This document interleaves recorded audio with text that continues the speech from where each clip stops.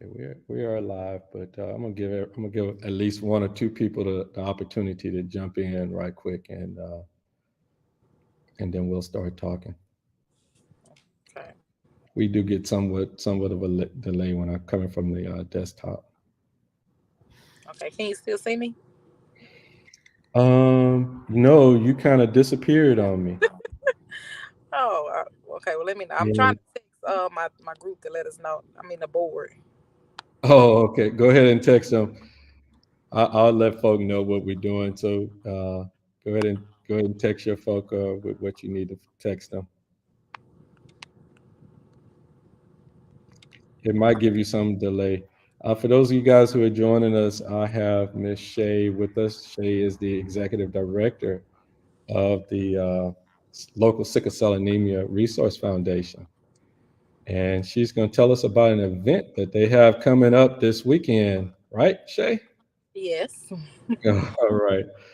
All right.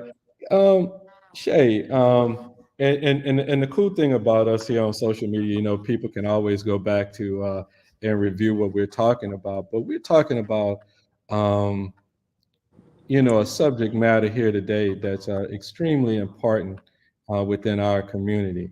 Can you tell us a little bit about the inspiration behind the second annual Rosia Walk and Health Fair and the significance of of the Sickle Cell Anemia Foundation to our community?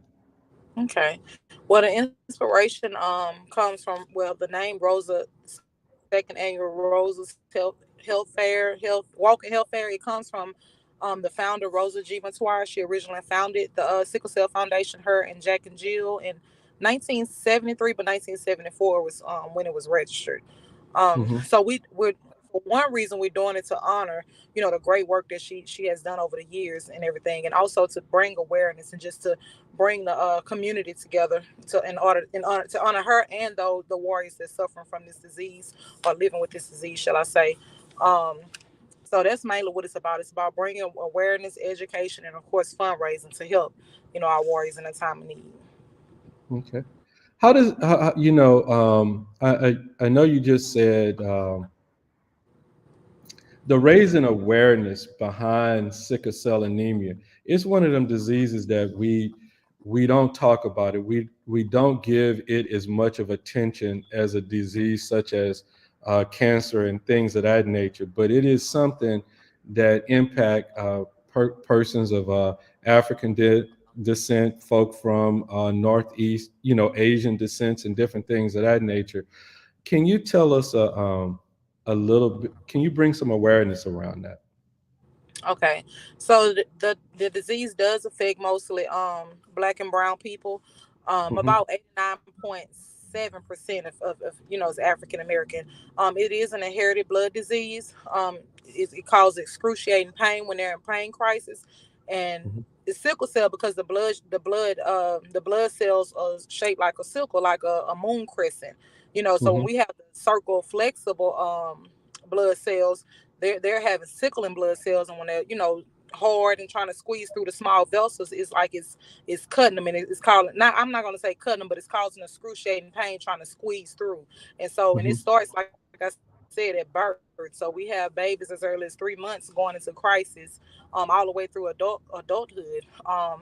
We really don't have we really don't have a cure as of yet. Well, they have a cure, but they say it's about 2,000. I mean, I'm sorry, about $2 million. So we don't have a cure as far as what our clients can afford. We don't have a cure as of yet. Right. Um, but yeah, that's the gist of it. And they take hydroxyurea, which is a cancer medication, and it's like they Hmm. looked up one time and just saw that work for the clients. But it is medication now that's being made for sickle cell. But the main one that I find that our doctor is still using is hydroxyurea, and that's been helping.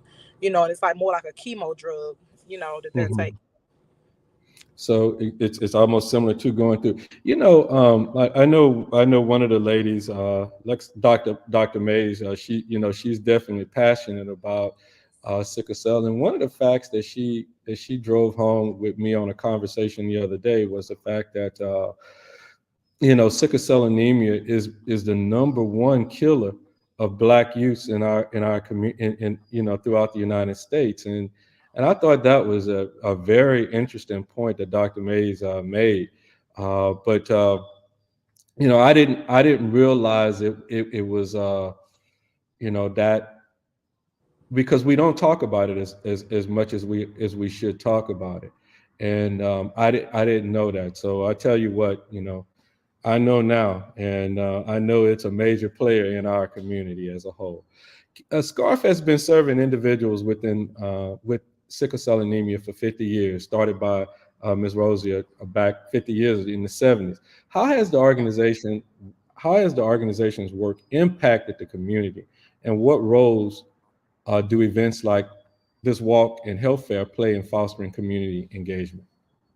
Okay, so the role that it plays with the community, the foundation helps with the warriors getting to it from their appointments, whether it be transportation. We Hmm. provide hygiene items. When I say hygiene, it's like soap, stuff like that. Of course, like pantry items. Hmm. We provide Hmm. hygiene.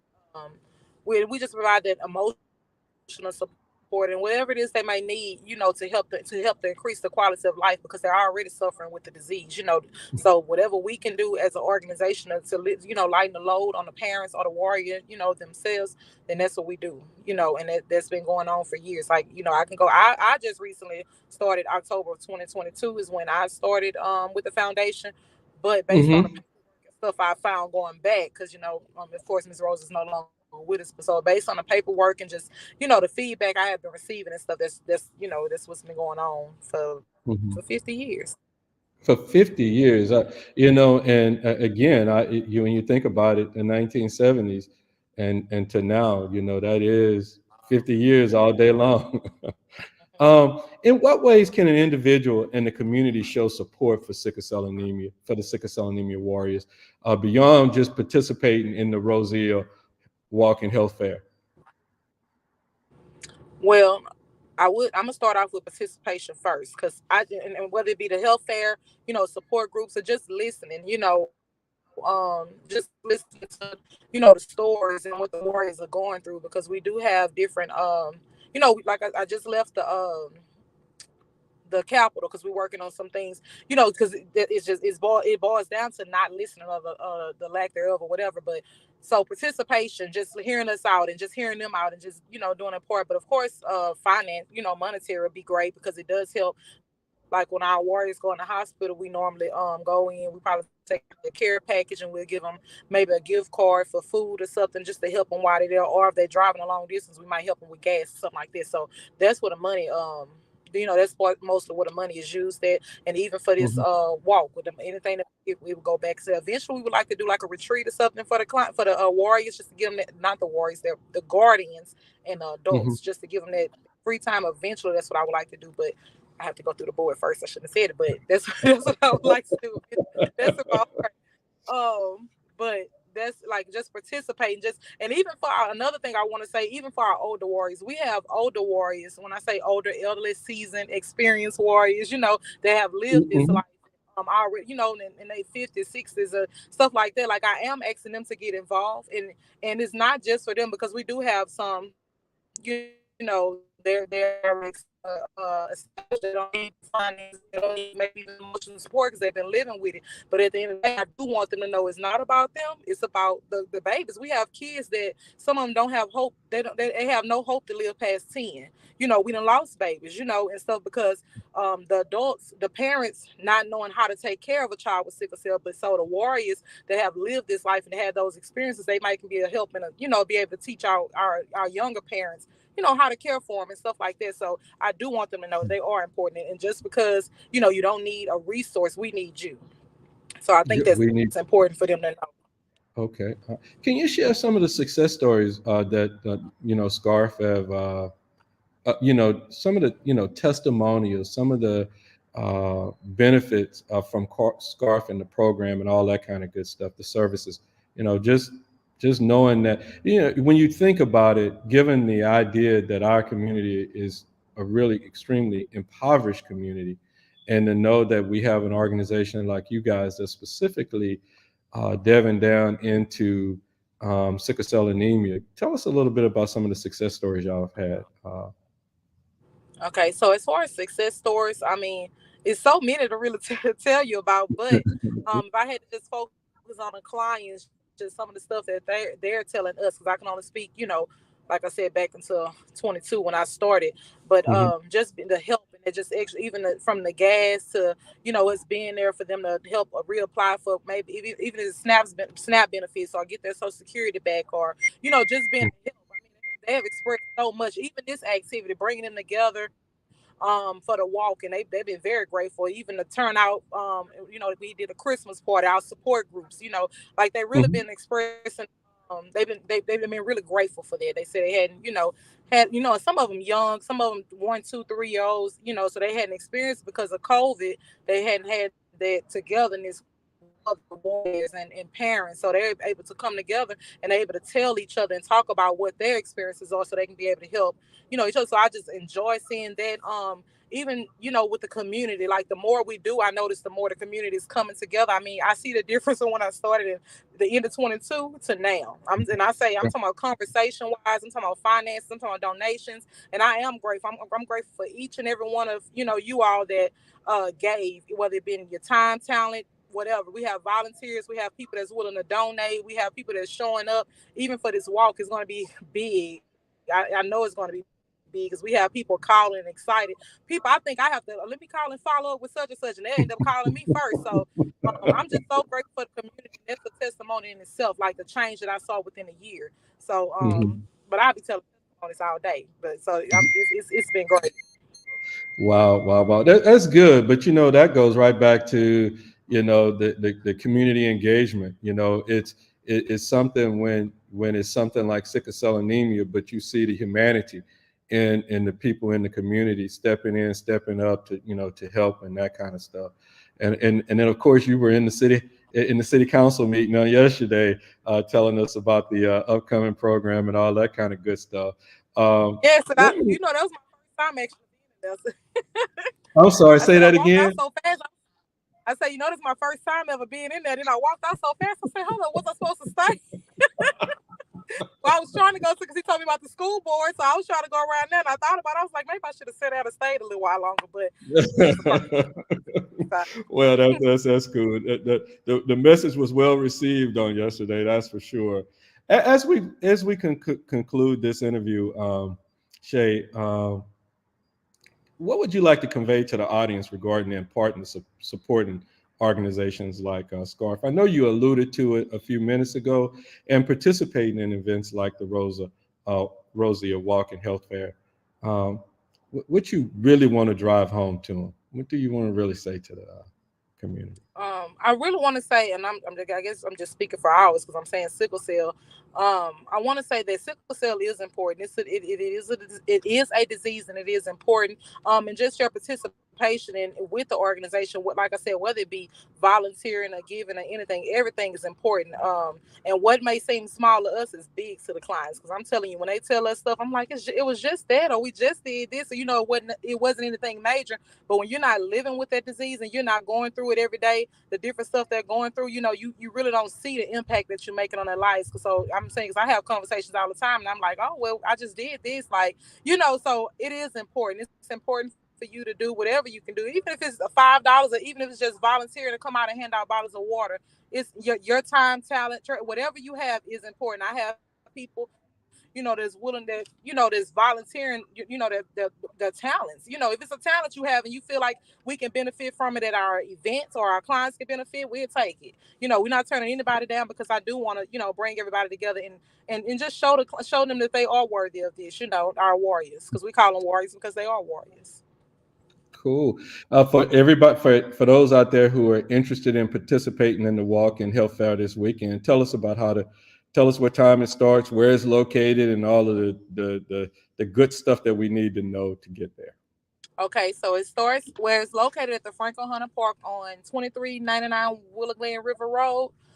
It starts at 9 a.m. Registration starts at 8.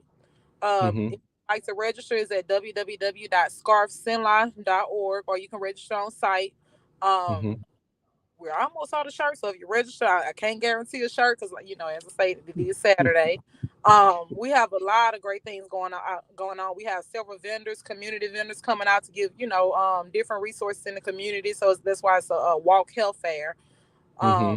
have the fire truck coming out. If you have little ones that want to, see the fire truck, the fire department to be out with that. We have the wellness bus from AmeriHealth be out. We have the blood drive bus to be donating blood. If you want to learn your blood type, if Mm-hmm. you sickle cell trait testing is very, very, very important. We just found out recently that we might have another warrior. She's over. I don't want, she's like 2021, but we just found that out. So it is important to know your trait status, Mm-hmm. because parents with sickle cell trait has a 25% chance of having a child with sickle cell disease. So it is important. That's something that we're offering for free.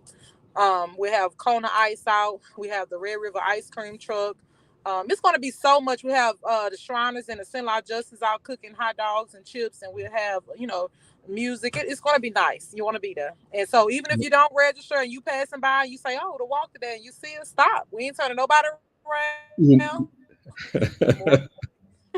So you're not turning anyone around on Saturday morning. And now, if it rains, you guys, what's going to happen if it rains? First of all, it's not going to rain. I already I hear prayed it. you. It's not raining. I hear But you. if it, for whatever reason, we do have a backup, and it's at the, it'll be still at the park, but it'll be inside the building.